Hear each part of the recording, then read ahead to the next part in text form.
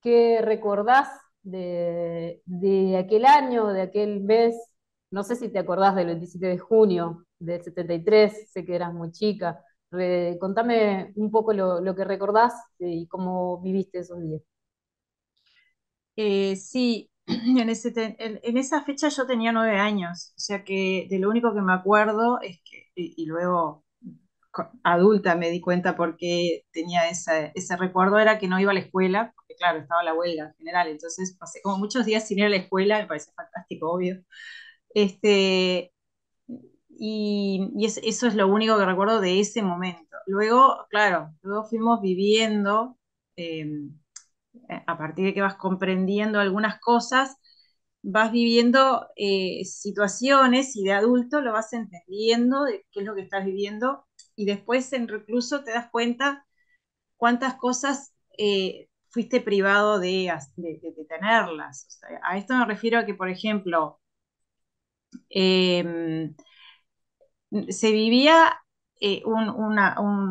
como un quietismo social, cultural, de actividades absolutas. Yo vivía en el interior, para empezar, yo vivía en Paysandú, Ujú. y Todos de Paysandú.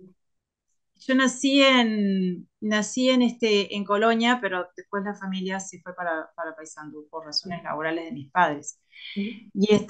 Y en realidad, bueno, mis padres sí eran de izquierda y entonces yo escuchaba algunas cosas, pero era todo como muy hermético, o sea, sabía algunas cosas, sabía lo que se comentaba, pero me acuerdo de algunas reuniones que se llegaron a hacer en casas de algún otro, de alguna otra persona, donde íbamos, pero era todo como muy cuidado la información que ahí se manejaba, ¿no? Claro. ¿Tus padres Este, eran militantes o algunos de tus no, no, familiares? no, no, No, no no, eran. no eran militantes, eran de izquierda, votaron al frente. Ujú. Sí me acuerdo de haber ido al último acto del frente en Paysandú, eh, en el 71, y me acuerdo de Sereñi como una persona que hablaba como con mucha energía, como con muchas cuestiones. Y después, claro, después cuando lo vi cuando salió de la cárcel, dije, ¿para qué le pasó a este hombre? Porque claro, no tiene nada que ver. Pero sí, eso me acuerdo de algunos mitines en las esquinas. Antes la gente se ponía en las esquinas y se armaba como un mitin político y era eso. Entonces, esas cuestiones me acuerdo del 71 como pantallazos así. Pero luego fue la educación, o sea, en la educación creo que fue lo más marcado, fue como año a año, cada vez era como más militarizado aquello, era como mucho, cada vez más estricto determinadas cosas, era el uniforme, las mujeres teníamos que venir con la pollera abajo de la rodilla, la cara descubierta, no podías tener la cara, tenías que tener el pelo recogido, o sea, era toda una cosa muy, claro, que Muy además nos estricto. resultaba súper tedioso y como toda gente joven y adolescente lo que te dedicabas era llevarle la contra continuamente. Eh, Había cosas absurdas que siempre me acuerdo, por ejemplo, el liceo donde yo iba era toda una manzana, Ujú. era muy grande, era toda una manzana, y enfrente había una librería, papelería, no sé qué, y además había un kiosco donde, yo qué sé, la gente joven iba, se juntaba, se fumaban algún pucho. Y entonces este liceo intervenido, que es un liceo público obviamente, pero estaba intervenido por la dictadura, habían puesto un pizarrón a la entrada del liceo, en el hall de entrada, que decía prohibido fumar y comer chicle, porque sé que también era subversivo comer chicle, a 200 metros a la redonda, lo cual era como muy absurdo, porque la gente que vivía enfrente nunca podía fumar en su casa. Claro. Era muy loco. Y no te dejaban salir, o sea, era como, y cada año era como más estricto, ¿no? Era una cosa muy absurda, Claro. muy, En muy, Paysandú, ¿no? eso era O ya estabas Paysandú. en Paysandú. No, no, eso, yo hice todo el liceo en la escuela del liceo de Paysandú y después me vine a estudiar a Montevideo. En ese contexto de la educación que me comentás, ¿recordás si habían situaciones de jóvenes que estaban no sé, agremiados o la situación en la calle, No, ¿cómo, era cómo te imposible, no acuerdas? se podía agremiar nadie, no, No había no, forma. no había posibilidad. Lo que sí había era destituciones de profesores todos los años. Yo estuve hasta el 82, terminé el liceo, en el 83 entré a facultad. Hasta el 82 hubo destitución, entonces todos los años destituían profesores. Eh, Ahí también se vivió, bueno, en el 80 se vio el plebiscito del 80 y había como incipientes posibilidades de como discutir algo. En el 82 yo empecé a hacer, eh, digamos, activismo político, por decirlo de alguna manera, militar por el voto en blanco, y había profesores algunos me decían, tené cuidado con eso, y otros me llevaban la contra, me decían, no, eso está mal, no sé qué.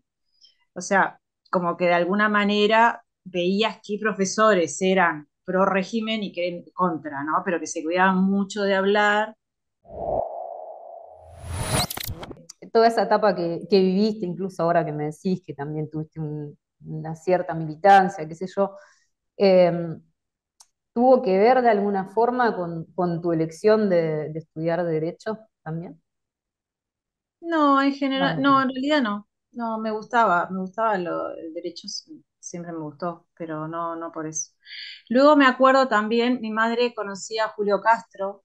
Ella era profesora, pero había sido maestra antes, o sea, hizo magisterio y después hizo profesorado.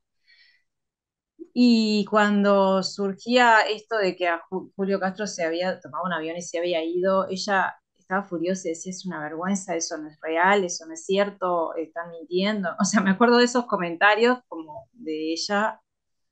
eh, claro, ella murió hace tiempo y no supo de que habían recuperado los cuerpos, el cuerpo, bueno, los restos de Julio Castro, pero esas cosas era como esas situaciones se vivían, como te digo, en forma muy reservada, porque no podías. Bueno, Claro. de hecho, ahora con esto de los archivos, estaba, mi madre y mi padre estaban en esos como listas de no sé qué carajo era, porque si era una lista de gente que estaba, nunca les pasó nada, pero se ve que de alguna manera eran como personas, yo qué sé, sospechosas. La verdad que no sé cuáles eran Ujú. los objetivos de esas listas o de esa cantidad de personas que están, bueno, que aparecen, ¿no? Eso, eh, después cuando años después, acá en Montevideo, ya en tu rol de jueza, tomás un montón de casos que tienen que ver con, bueno, con delitos del Estado, digamos. Sí. Eh, ¿cómo sentís ahora, digamos, mirando hacia atrás, toda esa etapa que vos pasaste que es fundamental? O sea, que es muy importante. Tenés una perspectiva, te das cuenta de la importancia que tuvo la tarea que vos hiciste durante aquellos años. Sí, sin duda. En realidad yo cuando asumo esas causas, que en realidad al principio eran dos o tres, pero después se fueron incrementando.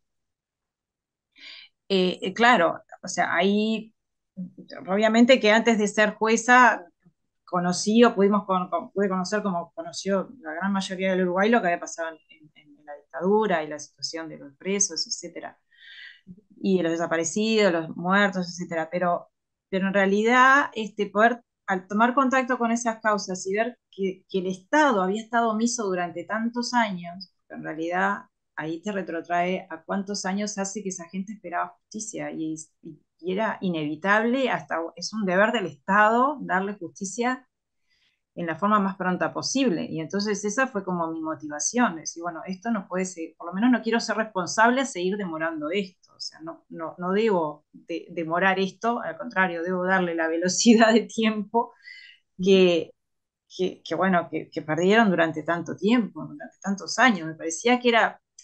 Ay, me parecía que bueno, lo que no pasó nunca, ¿no? Pero me parecía que por lo menos el Poder Judicial debía haber dado prioridad al trabajo con esas causas, porque en definitiva habían sido causas de delitos gravísimos, los peores que han existido, porque han sido desde el Estado, y bueno, y no sean, y estaban sin resolver, sin definir quiénes eran los responsables, sin aclarar cómo había ocurrido, sin las sanciones. Entonces, eso debería haber sido una actitud del Estado adecuada. Bueno, no lo fue. Entonces, en la medida que en ese momento que estuve en ese lugar, la responsabilidad era mía. Entonces, por eso actué de la manera que actué.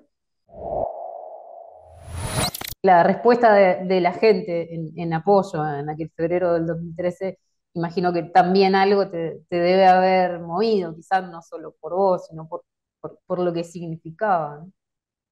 Es que yo siempre lo tomé por lo que significaba exclusivamente, porque en realidad a partir de empezar a trabajar en unas causas empezaron a aparecer más denuncias, porque yo ahí interpreté como que quienes esperaban durante tantos años y que esto no se movía, vieron que, bueno, que había un juzgado donde se tomaban esas cosas y donde se atendía eso. Entonces, bueno, es como lógico, ¿entendí? Yo lo consideré como una cuestión lógica. Bueno, si hay una oficina donde te atienden y otra que no te atiende, vas a la que te atiende, listo, es así.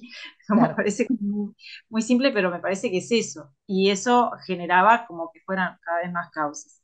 Entonces, el apoyo en realidad, el apoyo fue a la persona, sí, pero en realidad fue también una manifestación a que otra vez se cerraban las puertas. O sea, otra vez, bueno, esto que estaba funcionando, ¿por qué lo cerrás? ¿Por qué lo inhabilitás? ¿Por qué cambiás? O sea, no tenía sentido. Y ahí eso fue el enojo porque instalaba una nueva demora que de hecho la fue. O sea, hay causas que yo tenía que demoraron 11 años en tener, desde esa época en que yo las tuve, a tener una sanción los responsables. Y eran causas que no era que vos digas, no, mira, acá empezamos a investigar. No, no, eran causas donde ya tenías como homicidios, ¿no? Que yo lo que más tenía era homicidios ocurridos en cárcel. Tenías a la persona que había muerto, tenías a los responsables, tenías o sea, habías reunido un montón de pruebas y después ahí me sacaron. Y entonces después pasaron 11 años para que se sancionara a las personas, porque mientras tanto pusieron todos los recursos habidos y por haber y habilitaron todos esos tiempos. Ahí de nuevo la justicia se puso del lado de los represores, autorizándoles. O sea, una cosa es que tú tramites los recursos, que está bien que los tramites sabiendo que son chicanas, pero sabiendo que son chicanas, entonces trata de que eso no sea efectivo como chicana, sino que, bueno, que sí, vos presentás el recurso, te lo resuelvo súper rápido y esto sigue porque la prioridad es que esto avance. Y eso nunca estuvo en el horizonte de los jerarcas del Poder Judicial. Y si después empezaron ahora, hace un año y ahora también, a haber más resoluciones en las causas, es porque se les terminaron los recursos, que definitivamente fue eso. Ya hicieron tantos en cadena, hicieron todo lo posible, pero demoraron, o sea, instalaron una demora en la resolución de 11 años, por lo menos. Entonces decís, es una barbaridad. O sea, el Poder Judicial nunca estuvo a la altura de las circunstancias. ¿Y ahora cambió el Poder Judicial o es solamente eso que vos decís, Y que se ahora no ha acabaron los cambiado. recursos? Y ahora no ha cambiado. Primero porque es eso que pasa, los recursos se terminaron. Y lo que ha avanzado es que, bueno, cuando no hay más recursos hay que resolver, pero mientras tanto los tipos ganaron 11 años de estar fuera de la cárcel. Otros se murieron, hubo otras causas se terminaron cerrando porque cuando se te mueren los testigos o cuando se muere el reclamante, ya, bueno, ¿qué sentido tiene? O sea, reclamante, estoy hablando de los familiares del muerto a su vez, ¿no? Bueno. Claro. Sí, bueno, Eh, en ese sentido de, de todas las apelaciones y etcétera, y recursos que se presentaron, hace 1 o 2 años, no recuerdo bien, se sancionaron a algunos abogados de estos represores. No me acuerdo bien si fue a Rosana Gavazzo y un sí, par sí, más, sí, ahí del sí, claro. estilo. También Claro, hubo una pero sanción. fue como, ya me cansaste, pero demoraron mucho en cansarlos. O sea, se ve que Claro. es persona muy paciente que no se cansa fácil. Y por otro lado, ahora sí he visto, he empezado a ver en las últimas decisiones judiciales de la primera instancia, en lo que han sido los juicios orales, donde ha habido un avance de la jurisprudencia en considerar que estos son delitos de lesa humanidad, en aplicarlos como tal, en denominarlos como tal. Pero tenés una Suprema Corte que sigue resistiendo la calificación de delito de lesa humanidad. O sea, digamos que el avance jurisprudencial empieza por los juzgados de primera instancia, en algunos tribunales es aceptado, en otros no, y la Corte todavía no lo tiene como una posición pacífica. Entonces, va a demorar todavía a que esto sea una cuestión de que ya no se discuta más a nivel de jurisprudencia si son delitos de lesa humanidad o no son delitos de lesa humanidad, y por lo tanto de qué manera se tiene que investigar. No, Esto a que en otros pesar, países, en Argentina o en Chile, ya es algo que ni siquiera se discute, acá todavía se está discutiendo.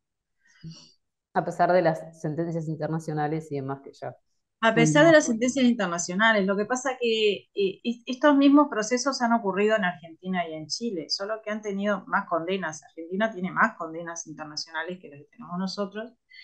Y no olvidemos que nosotros pasamos por este tiempo de no justicia, que fue el tema de la ley de caducidad, que duró un montón de tiempo. Entonces, mientras ese tiempo transcurría, además de que no había justicia, no se discutía nada, no se pensaba si la ley internacional tenía, cómo se aplicaba en el Uruguay, de qué manera se miraban los leyes. O sea, no había discusión, ni doctrina, ni jurisprudencia sobre esto, porque nadie hablaba de esto. O sea, no se tramitaban las causas, entonces no se generaba ningún grado de pienso en esa situación. Entonces, lo que en otros países, si bien todos los países, porque en realidad, bueno, incluso sigue Brasil sin poder hacer juicios penales a los represores, pero en los otros, en todos transcurrieron con estos mecanismos de tratar de asegurar la impunidad, ¿no? Con leyes de amnistía, de punto final, o sea, diferentes mecanismos de impedir el avance de las causas, pero todos fueron a su tiempo derribadas esas barreras y se avanzó en los juicios. En Uruguay se avanzó más recientemente, en realidad, en relación a los otros países de la región. Y entonces eso tiene consecuencias a que todavía estamos transitando en ese proceso de discusión que lleva a esto, ¿no? Entonces, lamentablemente, está bueno que ahora sí existan más procesamientos, más condenas, pero en realidad llegan tarde. Y ya llegaban tarde antes, vamos a entendernos, porque cuando yo estaba ya me parecía tarde, Claro. porque hacía muchos años que se tendría que haber hecho justicia. Después de tu paso, digamos, por la justicia, vos seguiste, si se quiere, tu camino en la institución de derechos humanos, estuviste varios años ahí. Eh, Tuve 5 años, 5 años estuviste, hasta este año, fue, hasta el año pasado. hasta el año pasado. Bien. Eh, Allí, por un lado, bueno, pudiste darle continuidad de alguna manera a estos temas, pero por otro lado, y esto es una pregunta, ¿cómo evalúas vos que en estos años no hayan habido indicios o no hayan habido, que no se hayan encontrado restos, no se hayan encontrado a otros desaparecidos o desaparecidas, y ahora de repente aparece algo y dicen que van a aparecer, que están todos juntos? ¿Qué pensás que puede haber pasado?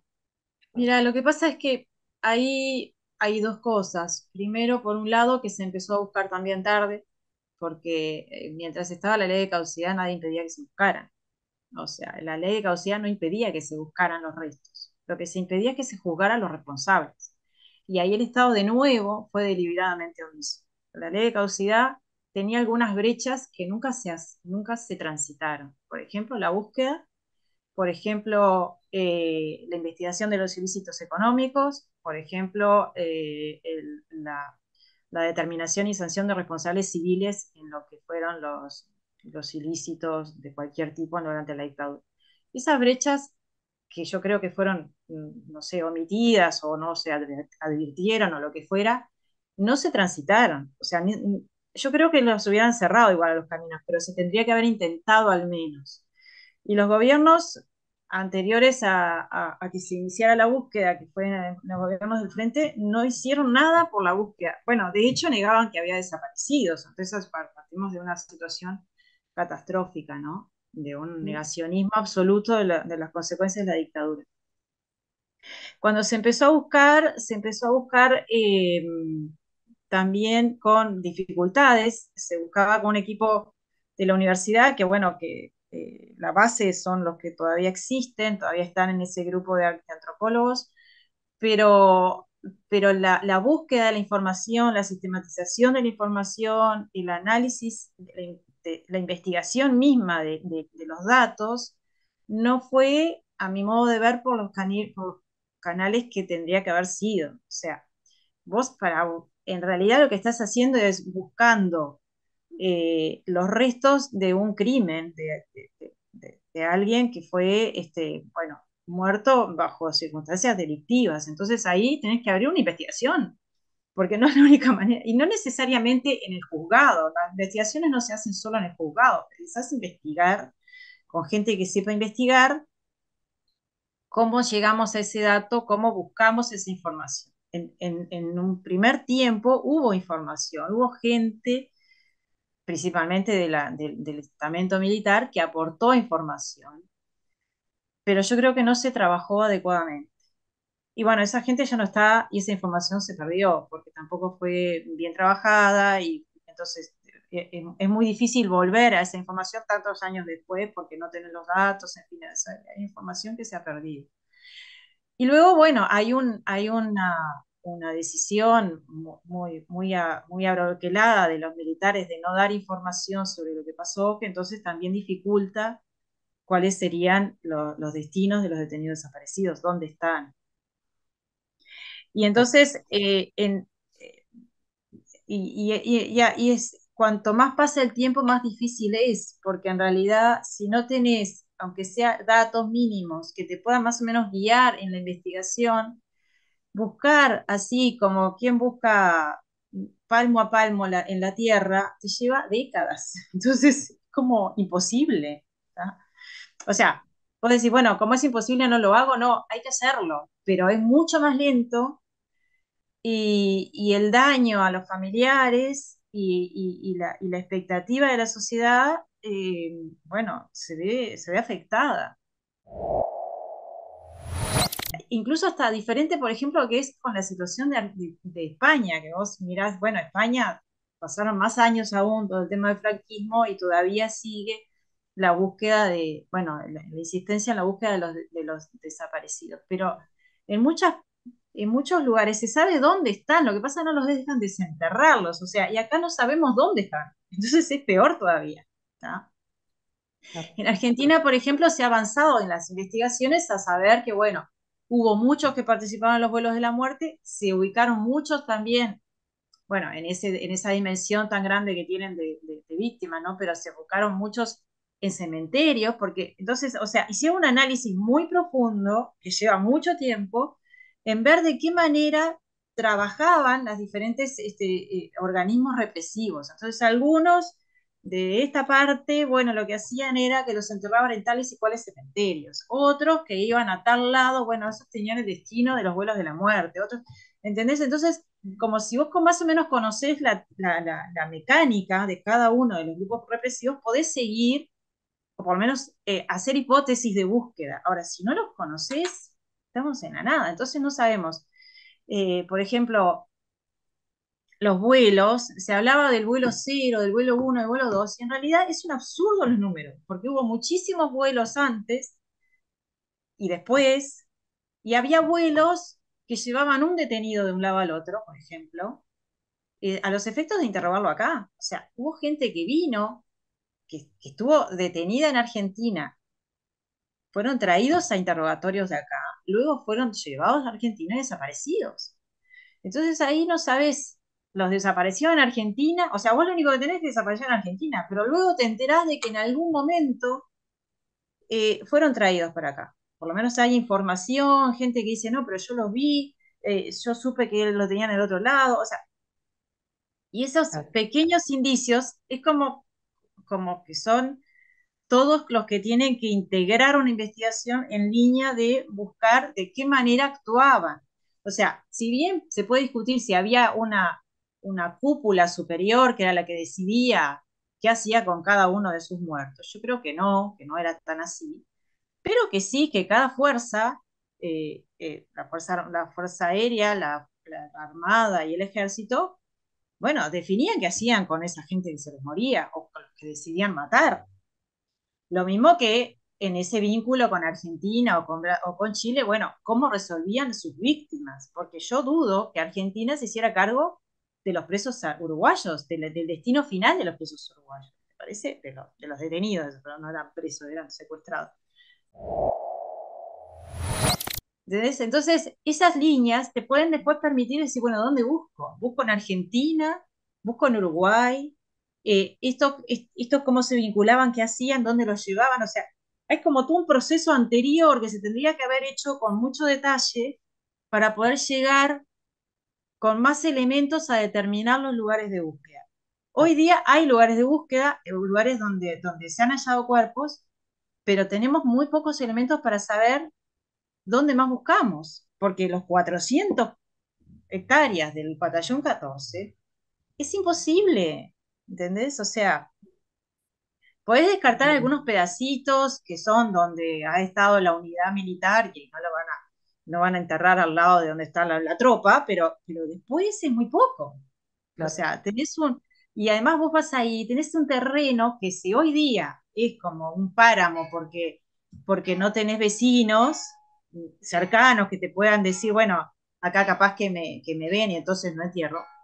Hoy día, imagínate en esos tiempos, era todavía aún más, un lugar más abandonado, por decirlo de alguna manera, un lugar más claro. seguro para enterramientos clandestinos. Lugares que además tienen bosques, o sea, tienen montes que no han sido ni trabajados, o sea, tienen extensiones de tierra que ni siquiera ellos saben dónde andan.